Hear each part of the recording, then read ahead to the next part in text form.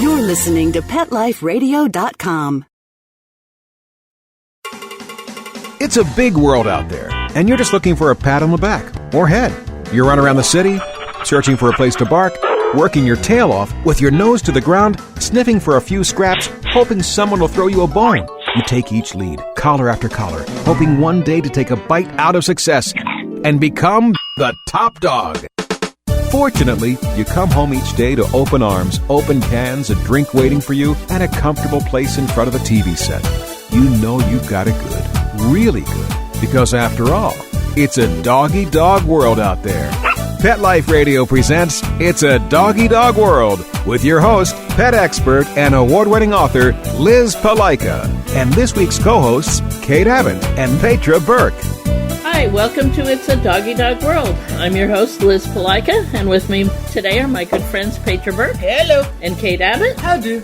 And today we picked an interesting topic today, and this came from a couple of conversations in our classes. Where does breed popularity come from? If we're talking about, wow, I've seen a whole bunch of Cavalier King Charles Spaniels lately. Well, they're cute. They're absolutely adorable, but there aren't huge numbers of them. It's not a breed that there's ads in the paper every day. So, which is not how to get a puppy, by the way. I'm using that as an example.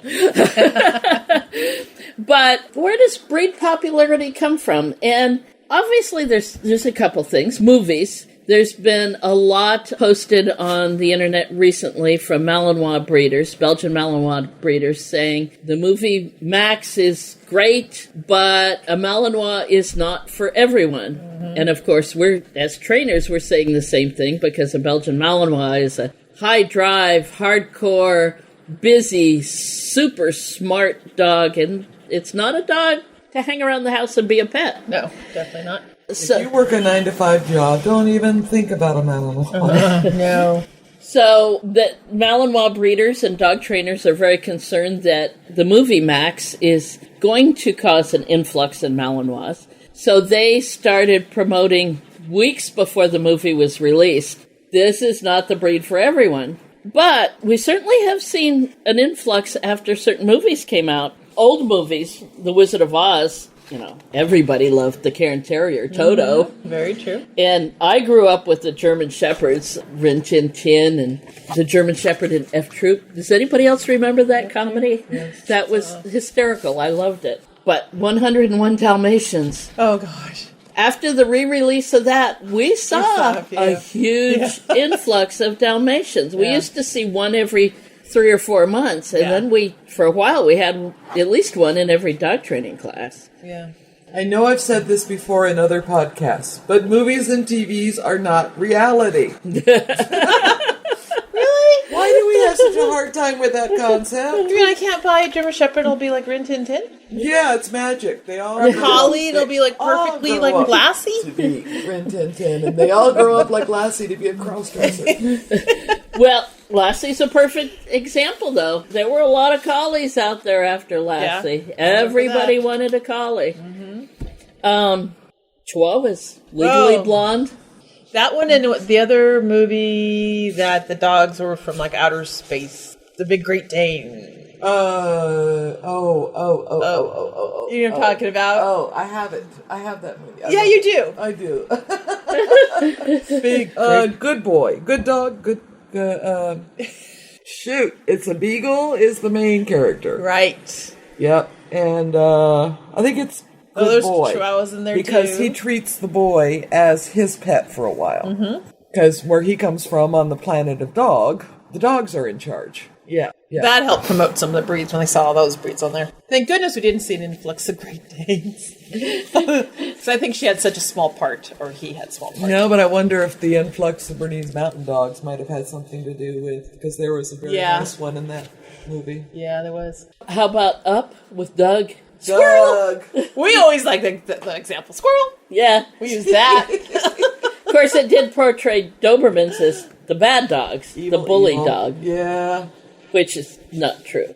Beethoven, St. Bernards. Yeah, we did see some St. Bernards after that one. Not a huge influx, but I think a lot of people took one look at the size of them and reality stepped in. Yeah. But we did see a few. Air Bud, the Goldens. Oh, everywhere. Yeah. And then the Yeah. subsequent movies with the Golden Puppies and, oh, yeah. Adorable, great movies. It's not real. Even Max was Max the Malinois was played by three different Malinois? Yeah. Three Malinois. What was the other one? The Christmas one that's on every year with the Great Pyrenees puppies. Luckily, we didn't see a huge influx in that. No, but snow we- puppy or snow Dogs. Snow dogs or something. Yeah. We did see more than we normally Oh, did. yeah. We did get an influx. I do think for some of the the large breeds, the Bernese and the Saint Bernard and the Pyrenees, the size alone makes people think twice. But the Cairn Terriers, the Chihuahuas, Jack Russell's the one that's been in a lot. I think Fraser started it. We saw Eddie and then his son. And they now use Jackson practically every movie and then commercials, so you see them Oh, yeah. everywhere. Yeah. because they are adorable. Having Yeah. right, Phil? Right, Phil? You think so too? Yeah. Well, there was And a they're very photogenic. There was a Jack Russell Terrier in The Artist. There was a Jack Russell Terrier in another movie recently. What was... Yeah. I know I see them on TV all the time. Yeah, they're in lots They're of commercials. everywhere. Yeah. Yes, Because they are so photogenic. They're photogenic and they're very active, and so Yes. a job such as being on TV or in commercials is great. Yes. Because you have to keep them busy. Sure. As the owner of a Jack Russell Terrier, let me stress that. And then, of course, if we're talking media, we got to talk about books. And I grew up reading every dog book ever written. Mm-hmm. But not all of them caused me to want the breed. Of course, I read all the German Shepherd books. And I wanted a German Shepherd, and that was my first dog. But, of course, he almost destroyed my house when he was 4 months old. So that also got me into dog training. So there was that. But all the collie books, the Terhune books, Lada Dog and Grey Wolf, and I read all of those. Big Red, the Irish Setter. Call of the Wild. Call of the Wild. All of Jack London's books. I read all of his books. But, they didn't make me want Huskies, where the red fern grows. Where the red fern grows, exactly. Oh, tears, cry. And I didn't want coonhounds after that. But I do know people who... I have a good friend, and I won't say her name, because I don't want her to come beat me up. But she read all of the Lada Dog series, and she got collies, and then she got Shelties. So, it influenced her greatly. Lots of dog books. Fortunately, I got stuck on Babar the elephant, and it just wasn't feasible to have an elephant as a pet. Thank goodness! Oh my God! Jeez. Instead of working with us at Kindred Spirits, you'd be doing a podcast on elephants. Right. So movies, TV shows, books, commercials. We briefly mentioned that, but we got to mention commercials because commercials are huge. I mean, people pay big money. How about the Budweiser Clydesdale commercial with the little golden puppy? Oh, okay. Heartbreaker. Complete. They do wonderful to me, it was like, okay, but I really love the commercial because of the horses. The horses, yeah. The Clydesdales. But, okay, there's a dog in it, but the Clydesdales. Heck, elderly friend who I will not mention as well, to keep her reputation sane. But she wanted to get hamsters because of the Kia Soul car commercials. Oh my God. Because the little hamsters are so cool, just sitting there chilling in their She's going to wrap. dress them and put shoes on them. like, Dance around. those are not real hamsters. Real hamsters run around their wheel all night long. And pee and poop in their wheel. Yes. And they bite you if they're not well trained. So, no. That's hilarious. TV, not reality. Now, let me keep saying that. Okay. I couldn't. Well, then you go back, then you go into reality. You've got your famous people. Yeah. How many people wanted purse pets because of some of the famous people that have purse? Well, I'm going to name her name. Paris Hilton started it and caused so much trouble because her Chihuahuas, her teacup Yorkies, her teacup Pomeranians bit people. Mm-hmm. And I'm sorry, breeding Pocket pet nippers. Breeding them tinier and tinier. There was one article that I looked up where she had paid $25,000 for 2 teacup Pomeranians. Yes. Yeah, I remember that. Teacup Pomeranian? No, there's no such thing. The Pomeranian Club of America says there's one size. The Yorkshire Terrier Club of America says there's one size. There's no such thing as a teacup. But unfortunately, some people are breeding them teeny tiny. This little palm that was in a picture that she had taken fit in her hand. One of her thousands of pictures. Yes, it was so tiny. It was itty bitty. And of course, then there's the danger. You know, we call them toy breeds, but that doesn't mean they should be small enough to insert batteries. Yes. Yeah. And all the health problems that go along with that. That's wrong. Yeah. Then on the other side, there are the celebrities that are responsible dog owners. I've seen multiple photographs of Matthew McConaughey. Now, I'm not saying he's a good dog owner just because I think he's absolutely gorgeous, but, you know. Not that we're prejudiced.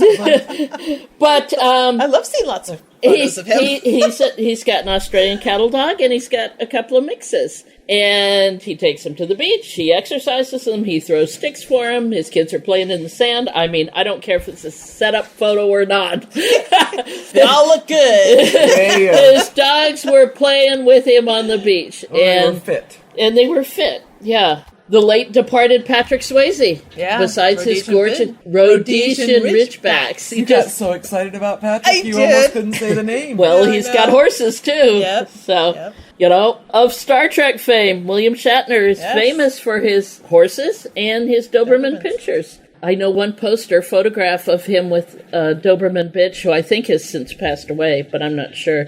She was giving him a slurp on the face. It was a wonderful photo. Was auctioned off for charity, for his charity horse show that he does every year. And I did find some information that his Dobermans now are named Cappuccino in Starbucks. Awesome. I don't know how recent that is, but I thought that was very clever. I name my dogs after Star Trek characters. He names his after coffee. There's something wrong there. It's pretty funny. But, you know, celebrities, I don't know why. You were thinking, you got stuck on celebrities, but who can think of Nixon without thinking of Checkers? Lyndon B. Johnson. Lyndon B. Johnson, sorry.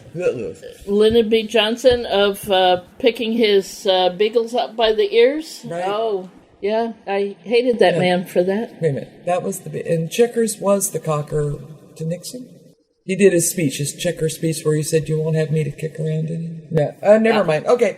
That was very early in my concept of politics. So. And Ford with his Golden Liberty. The Reagans with their Bouvier de Flandre. Right. Oh, yeah. and when the Obama family got their Portuguese water dogs. Yeah. Which have two now, which have turned out to be wonderful dogs. And got trainers right away. Yes, they did. And who can think of the Queen of England without thinking of... her corgis. Yeah, all of them were trained. And how sad it was that she announced this year that she was not getting any more corgis. Oh, I hadn't heard that. Yeah, it was a big deal. She says she's getting older. Yeah. And these will be her last corgis. Who was the one that had the King Charles Cavaliers? Was it one of the presidents? Who am I thinking of? The Reagans had a Cavalier and their Bouvier. Oh, okay. Yeah. I'm thinking of Reagans. Yeah. When people of prominence get hooked on a breed, then it really does become synonymous with them, especially the Queen. Right. But, and the Obamas. You know, the dogs are in all the family portraits and so forth. And no matter what you think about politics, they've done a good job with the dogs. Yes. Yeah. Yep. The Reagan's dogs got kicked out, and especially the Bouvier, got kicked out and exiled to the Western White House. But, you know, we could have told them that. A Bouvier in the White House. Us. Yeah. Shows the importance of picking the right breed for you and your situation. Yes. Speaking of the Reagans and their dogs in the White House that didn't call us in trainers, Paul and I were back in Washington, D.C. at that era, and we were taking care of the Marine Corps mascot, the Bulldog, because when we showed up, the commanding officer saw that we were dog trainers. You had well-behaved dogs? And the first day we checked in, handed us the leash of the Bulldog and said, "Fix it." The whole history of the Bulldog as the mascot for the Marines is amazing to me, too, because... frankly, when I think of Bulldog, I think English, I think Winston Churchill. Mm-hmm. But weren't the original Devil Dogs Dobermans? Yes, they were. The Devil Dog was Doberman Pinscher for many, many years. But after one of the wars, and I'm not going to say which one because I haven't researched it to be sure recently, the dogs that were coming back were attack trained, not of the best temperaments. They were war dogs. And I believe shortly thereafter, the bulldogs were brought in because they were a little more stable at the time, a little less apt to bite everybody. But the bulldog that Paul and I brought home from Marine Barracks 8th and I when we were stationed there, they handed him over to us the day we reported in because he was biting people. Yeah. Because the guys were messing with him. Yeah. They were teasing him, young 18, 19-year-olds away from home. And, mob mentality. If you get a whole group of young guys together, they're going to do stupid stuff. So we got Chesty and took him out of the barracks, brought him back to work during the day, and the rest of the time he got to live as a real-life dog, trying to keep up with our 2 German Shepherds. He got so frustrated. But he did. He didn't bite again, so... Good. Yeah.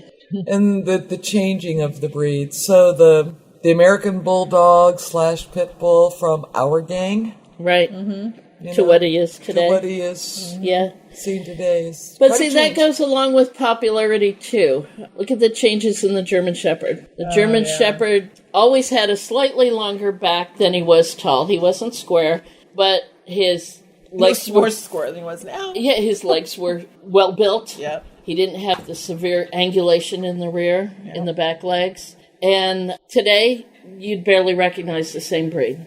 I mean, you look at a German Shepherd today and a German Shepherd of 100 years ago, and you wouldn't even know they're the same dog.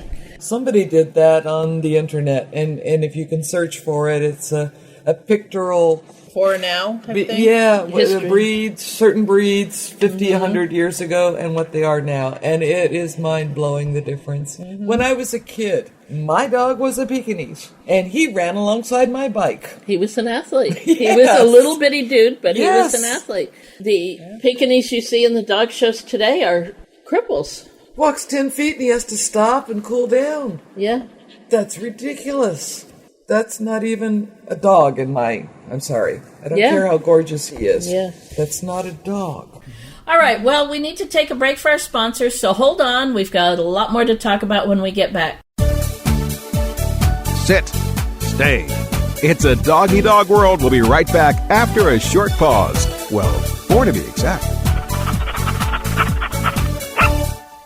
Do you know that moment when your dirty dog's about to jump in your nice, clean car? You can avoid all the cleanup and mess with a 4K9 seat cover. 4K9s makes heavy-duty seat covers and cargo liners that will blend seamlessly with the interior of your vehicle. You can find us at 4K9s.com. That's the number 4, KNINES.com, or on Amazon.com. 4K9s makes nothing but the best for your best friend. It's DesignerPetSweaters.com. Hand-knitted designer sweaters for your precious pup or cool cat. Beautiful couture patterns for your pets, including custom-knitted formal wear, casual wear, yachting, and even sports-themed. Many designer pet sweaters include feathered tammy hats, top hats, and a lot of sparkle. Each sweater includes leg loops, front paw sleeves, and leash opening. Visit DesignerPetSweaters.com to order your 4-legged fashions today. Large or small, we fit them all. DesignerPetSweaters.com. Calling all pet product manufacturers and pet experts. Let the public relations and marketing professionals at Whitegate PR get you featured in the news. I'm Dana Humphrey at Whitegate PR, and we have been specializing in pet product PR for over 10 years and can get your brand featured in the media, from TV to radio to print to blogs. You can find out more at www.whitegatepr.com.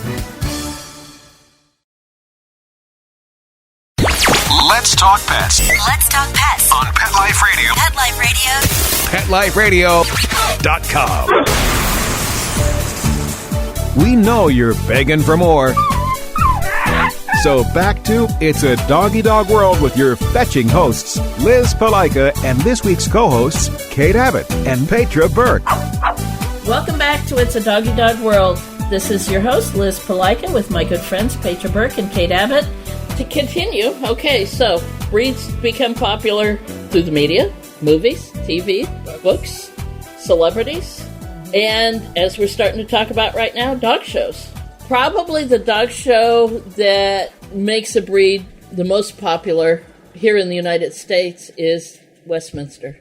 Yeah. We often see an influx in certain breeds, depending on which one wins. In 2011, the Scottish Deerhound won. We didn't see an influx of Scottish Deerhounds. No. But the breeders all banded together. I remember seeing it on Facebook and on the internet as, thou shalt not breed a litter right now. Well, you're smart. Yeah. We thank them. Yeah. It's the Deerhound's not meant for everybody. No. The same thing, 2013 was an Affenpinscher. We didn't see any Affenpinscher.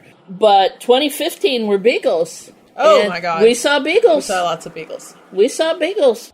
2007, English Springer Spaniels. We saw a whole bunch of them there for a while. Yeah, medium-sized dog all around. Yeah. Needs grooming, but easy enough to take to the groomer or learn how to do it. Although we did see a bunch come in that needed grooming terribly. Newfoundland, 2004, Newfies. We saw a bunch of Newfies. In fact, there's still a lot here in northern San Diego County. Yeah, because I remember years ago when you and I were doing this, Newfies, rarely did we see them in a year. Now we see now it's almost, commonly. At least one a month in a class. Yeah. So I think and at Westminster, there's always someone giving some information about the breed. Sometimes they're honest about it. You know, this dog needs a lot of exercise. This dog needs training. They do say once in a while this dog is not for the first dog owner. Yes. But unfortunately, a lot of times it almost sounds like a sales job, you know.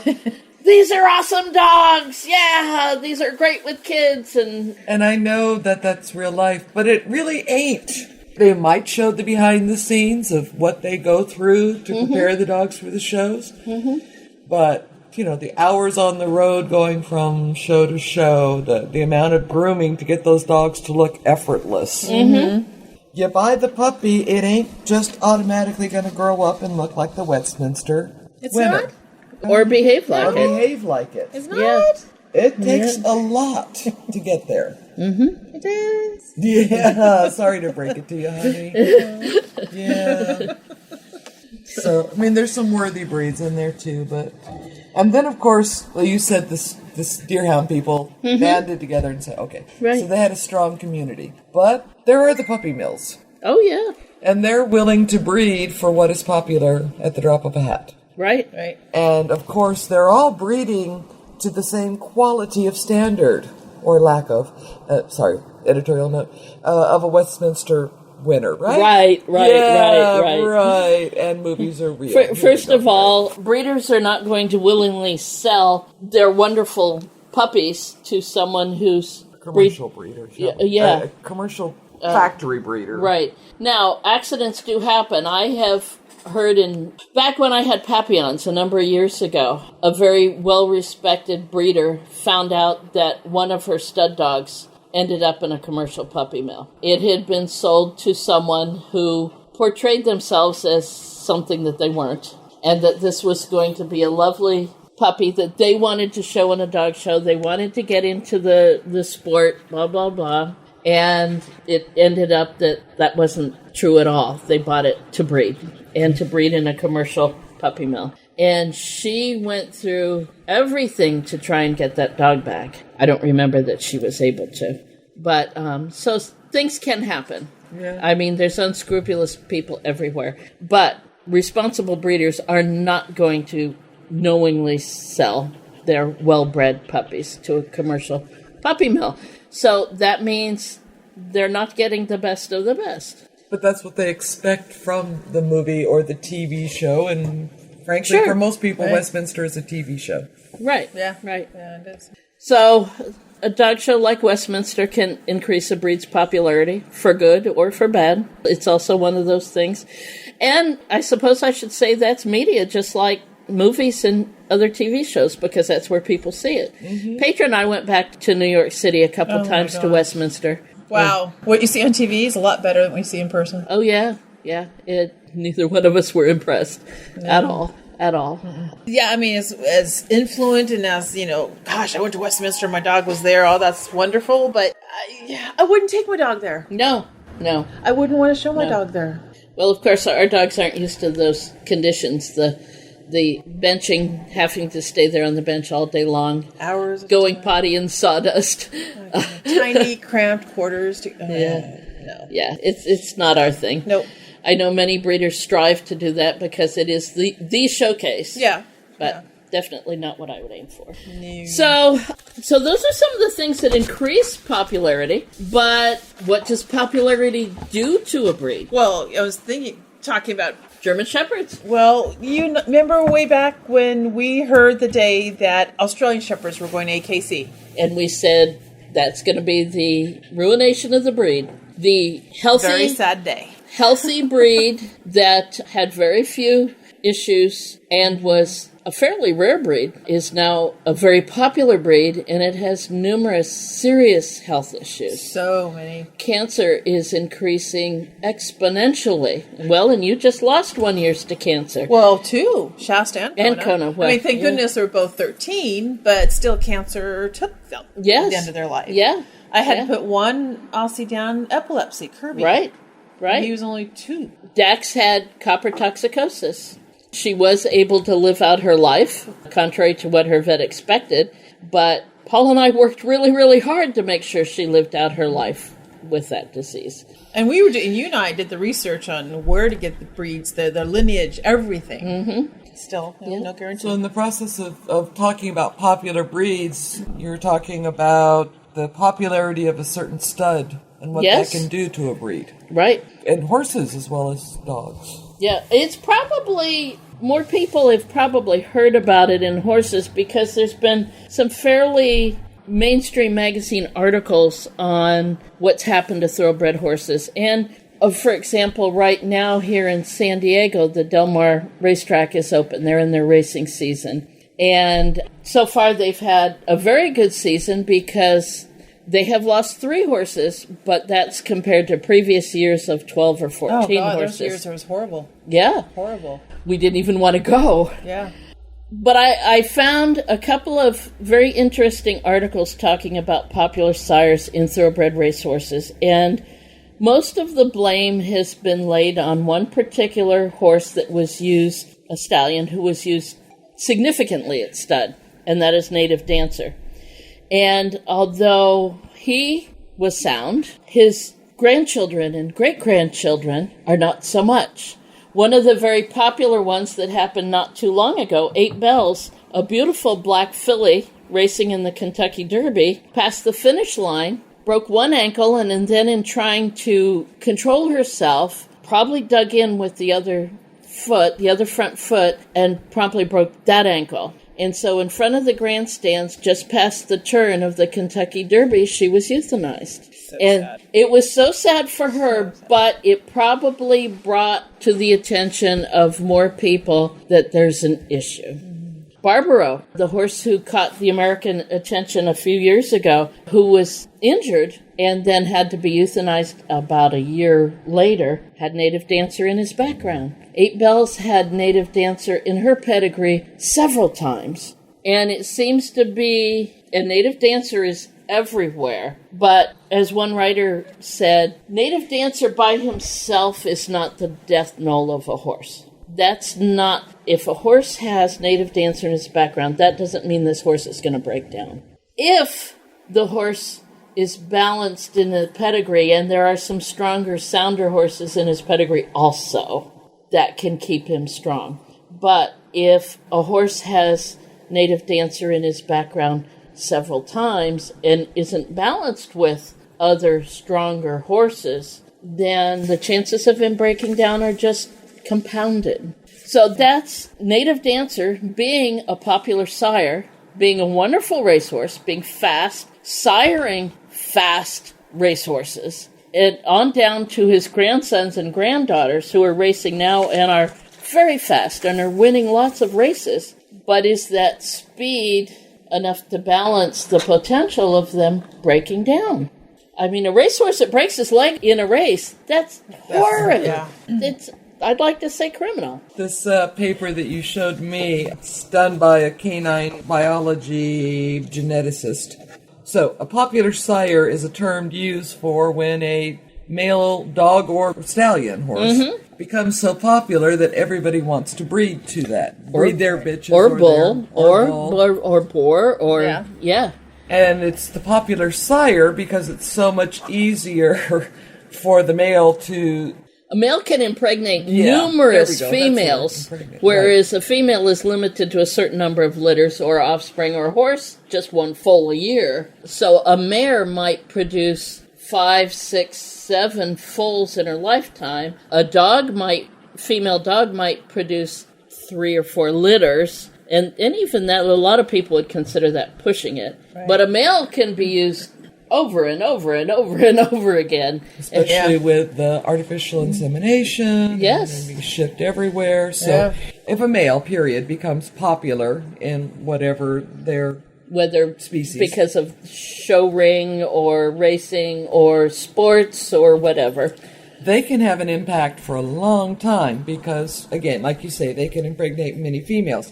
If there is a recessive gene or a problem gene, then like you say, it's a closed population. So say dog breed X, and one male dog becomes very popular. Everybody wants to breed to him.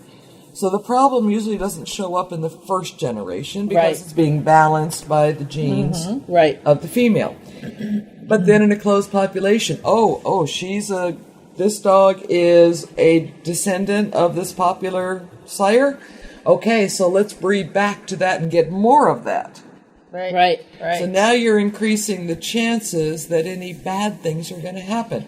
So as she puts it in her intro to her, the most common admonition of the geneticist to the breeder is to avoid the popular sire syndrome. Well, let's give her credit. God, you printed this at 8 points. Can you read it? Carol Bouchat, Beuchat. She is a doctorate. She is scientific director and founder of the Institute of Canine Biology. So there. Give credit where credit is due. Yeah. Carol Bouchat. This is from 2013. Okay, so the most common admonition is avoid the popular sire syndrome. But at the same time, the most common advice from breeder to breeder is to breed the best to the best. So the conundrum is obvious and the consequence predictable. The best dogs are the most sought after, so they sire the most offspring and become popular sires. But you're then increasing mathematically the chance, not in the first generation or the second usually. Although with native dancer, problems started showing up in the second. In the second? Yes. Okay. So every litter produced by the popular sire is one less reproductive opportunity for any other potential sires. Right. Of that breed. So the frequency of genes carried by those unused sires will decline in the population. So less variability. Right. Which is, so Bones, his breeder, bred to, Bones' dad has only sired 1 litter, and that's Bones' litter. And his dad, before him, only had 1 litter. Ah. So Bones' breeder didn't want those genetics to be lost. And so even though Bones' dad was starting to get older, she bred her bitch to him, and they had 5 puppies. And Bones' sisters already had a litter of puppies. So those genetics, which were excellent genetics and excellent hips, that was one of the things she didn't want lost. Even though she didn't own that dog, someone else did. She had done pedigree research, and she realized that this was a line that deserved to continue. Mm-hmm. And so she made her arrangements to breed her bitch to him. And those lines now are not lost. And so that's keeping some genetic variability within that breed. Right, exactly. Some diversity. And that's the problem with a popular sire, is not only does he do a disproportionate number of offspring, right, but then a lot of breeders will go, let's breed back within the line. Right. And so if there's a problem, now you have quadrupled the chances of that problem showing up. Mm-hmm. Right. And unfortunately, I think we're seeing that in a lot of breeds. We're seeing it in many. We certainly saw it in Australian Shepherds. Yeah, we did. Yeah, popularity is not a good thing. The celebrity world aside, whether it be a popular breed, a popular sire, a popular characteristic, like the changes in German Shepherds. Yes. The changes in Pekingese. This, one of her concluding is, the really unfortunate thing about the popular sire is that the negative genetic consequences of his popularity don't begin to manifest for generations. Now, she's talking about dogs. Right. Showed up earlier in that one line with horses. But right. By which time the breed already has a really significant problem. The large number of breed-specific disorders known to be caused by a single recessive gene has now reached 175 disorders. That's scary. Within different breeds. That's scary. That is testimony to the prevalence of the unfortunate legacy of the popular sire. Yeah. Yeah, we know about it with royalty. Sure. But it's easy to pass it off as, inbreeding. But if you've got a popular sire, you may not have... Well, and then you the Aussies, remember we had a popular sire, was in my dogs. Right. He was everywhere. And was a cause of epilepsy. Mm-hmm. And he didn't have it, and it didn't show up in the first generation, but it started showing up in the second generation and continued. So I don't want to say we're picking on purebreds. There's a lot of wonderful stuff about purebreds. Well, and contrary to popular belief, right, mixed breeds are not necessarily healthier, because some of these recessive genes are not limited to one breed. Mm-hmm. Let's take a look at hip dysplasia. Mm-hmm. Mixed breed dogs can have hip dysplasia as often or more than purebreds. Yeah.